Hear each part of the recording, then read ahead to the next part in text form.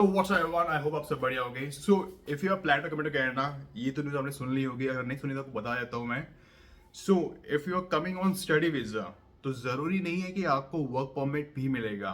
As I told in the last video, अगर आपका course demanding है, स्टेम रिलेटेड कोर्स है, मशीन है, एग्रीकल्चर से रिलेटेड है, साइंस बैकग्राउंड से, लॉ है, इंजीनियरिंग है, या डिमांडिंग स्किल्स है, ट्रेड रिलेटेड स्किल्स है, तो ही आपकी पॉसिबिलिटी है आपको वर्क परमिट मिले। इस चीज़ को भी इम्प्लीमेंट नहीं किया गया है, लेकिन ये इम्प्लीमेंट हो सकता है as per the IRCC, as per the immigration minister Mark Miller. So I would highly suggest you, if you are coming to Canada, या आप टूरिस्ट वीजा पे आ रहे हो, विजिटर वीजा पे आ रहे हो, और आपको लग रहा है कि मैं स्टडी वीजा पे कन्वर्ट करना चाहता हूँ, so it's much and much better. इसका ऑल्टरनेटिव है कि अब इसे वर्क परमिट पे कन्वर्ट किया जाए as compare to study visa. Because work permit पे कन्वर्ट करोगे LMI के थ्रू, प्री अप्रूव LMI के थ्रू, अगर डायरेक्ट PR में भी जाना चाहते हो, that would be the much better and the safer secure pathway to go into the Canadian PR pathway in short.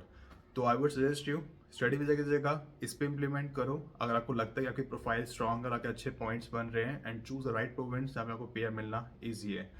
सो अब इंडिकेशन क्या है?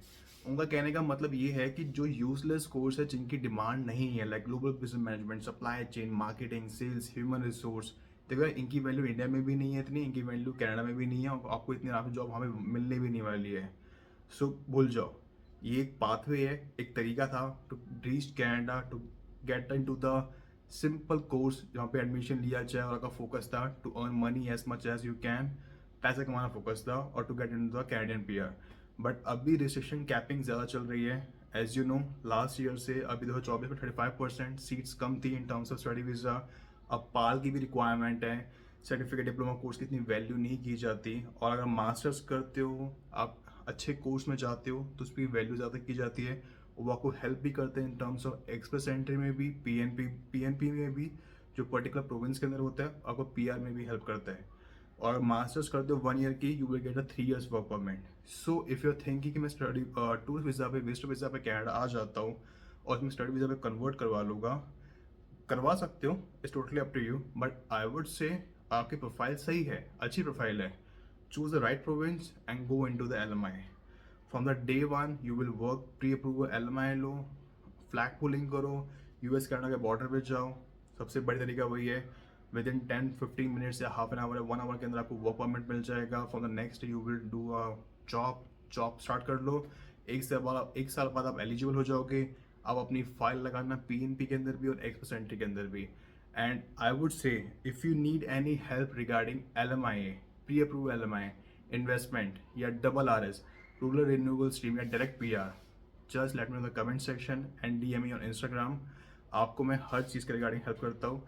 एंड साथ ही साथ मैं एक नंबर मेंशन कर रहा हूँ मिस भारती का, you can contact them. Like किसी भी वीज़ा के रिगार्डिंग आपको हेल्प चाहिए हो, जैसा कि मैंने पहले ही कहा, LMI, RRS, RNIP, या RCIP, या आपको ट्रैक PR चाहिए, इन्वेस्टमेंट के रिगार्डिंग चाहिए, बिजनेस के रिगार्डिंग चाहिए, कुछ भी हेल्प चाहिए, तो I would highly suggest you Stark visa को डायरेक्टली कांटेक्ट कर सकते हो। नंबर मैं मेंशन कर दूंगा, डिस्क्रिप्शन में भी डाल दूंगा, वेबसाइट का लिंक भी डाल दूंगा, कमेंट सेक्शन में पिन भी कर दूंगा। They will help you out from basic till the end, bottom से लेकर पूरा समझाएगी भी। They will help you out and according to your profile कि आपको आराम से PR कैसे मिलेगा। और अगर आपको लगता है कि मुझे LMI पे, प्री अप्रूवल LMI पे नहीं जाना, तो इट्स बेटर, आपकी प्रोफाइल अच्छी है तो गो इनटू द RRS या डायरेक्ट PR पे या इन्वेस्टमेंट पे जाओ। वो आपके लिए ज़्यादा बेटर रहेगा। अगर आपको लगता है कि मुझे LMI पे, वर्क परमिट पे नहीं जाना, मेरे को सीधा PR पे जाना है, तो you can contact the Stark visa. Description पे लिंक है, कमेंट सेक्शन में पिन कर दूंगा, मैं नंबर भी डाल देता हूँ स्क्रीन पे, एंड डिस्क्रिप्शन में भी मेंशन कर दूंगा, इवन कमेंट सेक्शन पे भी मैं मेंशन कर दूंगा। You can directly contact them, take my reference कि आपने लाइक रेफरेंस दिया था। And if you need any help regarding anything, and if you need a mini session 1-to-1, you can DM me on Instagram। लेकिन मैं एक चीज़ कहूँगा, देखो यार, बिफोर मूविंग फॉरवर्ड, अगर आप कनाडा में जा रहे हो, so make sure you should have a skills, choose the right province. Study भी जा रहे हो, choose the right college, always choose the public college, public university, right province, and check आपका CRS स्कोर क्या बन रहा है, PNP में स्कोर क्या बन रहा है, आप एलिजिबल हो या नहीं हो, अभी करंट सिचुएशन के हिसाब से अगर कितना स्कोर बन रहा है, आप बाद में भी अगर वैसा ही रहा, 15-20 भी कम हुआ, तो आपको आराम से पीआर मिल पाएगा या नहीं मिल पाएगा। बिकॉज अभी पीआर के चांसेस ज़्यादा है, but it's depend which course you opt in study visa, which province you go, and आपकी क्या प्रोफाइल है, आपका पास का एक्सपीरियंस, पास की क्वालिफिकेशन, ये सब मैटर करती है।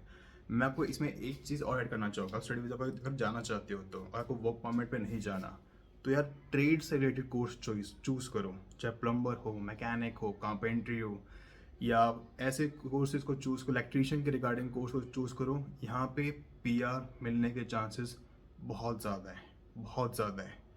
और आपको इमिग्रेशन कंसल्टेंट से राय नहीं लेनी, आप खुद रिसर्च करो, चेक करो।